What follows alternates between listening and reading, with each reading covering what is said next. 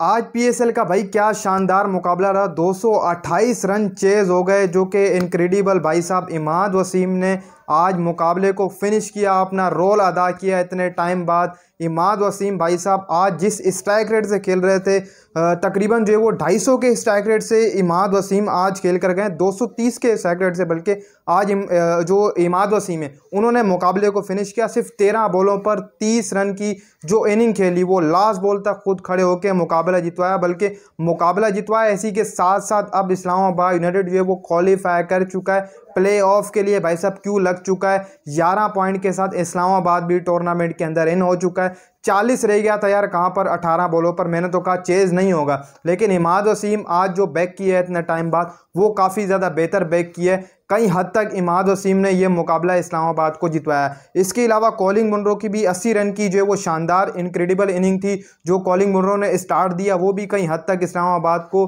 Backup के ऊपर जो है वो टारगेट चेस करने पर लेके आया। 232 रन जो है वो यहाँ पर इस्लामाबाद ने बना दिए भाई साहब।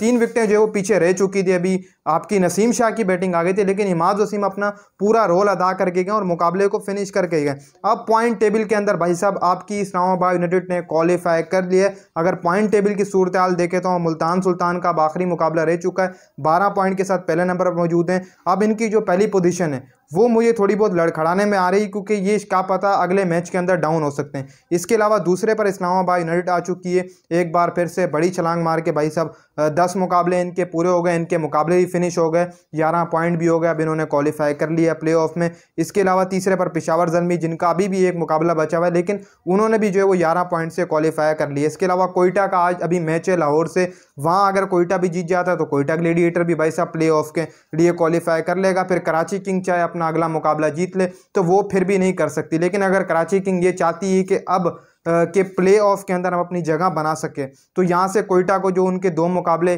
पड़े हुए वो हारना बहुत ज़्यादा ज़रूरी है। जो एक आज का लाहौर के साथ है, अगला मैच जो वो कोयटा का मुल्तान सुल्तान के साथ है, उसमें भी हार आना ज़रूरी है, तब जाकर भाई साहब कराची किंग अपना 2 मुकाबले जीते जो उनके पड़े में। एक मुकाबले जो वो कराची का रह गए, वो जैसी पिशावर से जीतेगी तो वो क्वालिफाई कर लेगी। लेकिन कोयटा के पास 2 मैचेस हैं, कई हद तक कोयटा ग्लेडिएटर आ सकती है प्ले ऑफ के अंदर, क्योंकि वो जैसी एक मुकाबला जीतेंगी तो वो प्ले ऑफ के लिए वो भी क्वालिफाई कर जाएगी। इसके अलावा भाई साहब मेरे हिसाब से तो अब टीमें फिनिश हो चुकी हैं, 3 हो चुकी हैं भाई साहब इस टूर्नामेंट की जिन्होंने क्वालिफाई कर ली है। अब 2 बची टीमें, एक टीम बच चुकी है, लेकिन 2 टीमें इसके लिए दरकार है, एक जगह और 2 टीमें कोयटा कराची। देखना होगा भाई क्या होता है। इसके अलावा उस्मान खान ने जो जरियाना बैटिंग की है, पीएसएल के एक एडिशन के अंदर भाई साहब 2 सेंचुरियां लगाने वाले पहले बल्लेबाज बन चुके हैं। पाकिस्तान का ही खिलाड़ी था, लेकिन भाई साहब अब यूएई से खेल रहा है। आपको याद ही होगा पिछले साल फास्टेस्ट सेंचुरी पीएसएल की उस्मान खान ने ही लगाई थी पिंडी क्रिकेट स्टेडियम के अंदर। और आपको मैंने सुबह जो कि मैच प्रीव्यू दिया था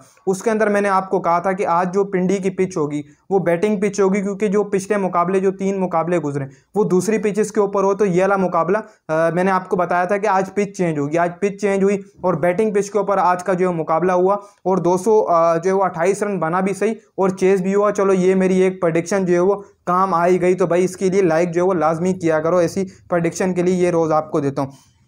इसके अलावा उस्मान खान ने जो 50 बॉल पर 200 के स्ट्राइक रेट से 100 रन की बड़ी जो वो जारियाना इनिंग खेली, लेकिन फिर 100 उनकी ये इनिंग काम नहीं आई। कॉलिंग मुनरो ने भी जो शानदार स्टार्ट दिया, तो भाई अब इस्लामाबाद क्वालिफाई कर चुकी है। अब अगला मुकाबला शाम के अंदर होगा लाहौर और आपकी कोयटा ग्लेडिएटर के दरमियान। कोयटा के लिए अहम मुकाबला, अहम सिचुएशन भाई साहब, क्या कोयटा इस सिचुएशन के अंदर क्वालिफाई कर पाएगा या नहीं, आज जो है वो बहुत बड़ा फैसला हो जाएगा।